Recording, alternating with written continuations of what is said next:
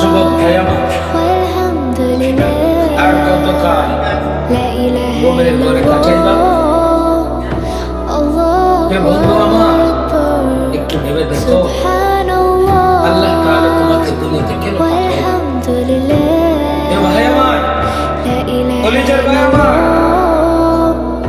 এভাবে হেলায় দুলায় সময় কাটিয়ে দিলে চলবে ভাই?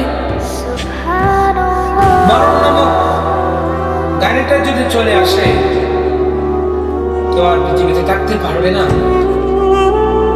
এই অল্প সময়ে মহান রবের হুকুম পালন করে নবের আদর্শ মাফিক চলে, অপরন্ত নাজমে আমার জান্নাতের মালিক হইতে হবে।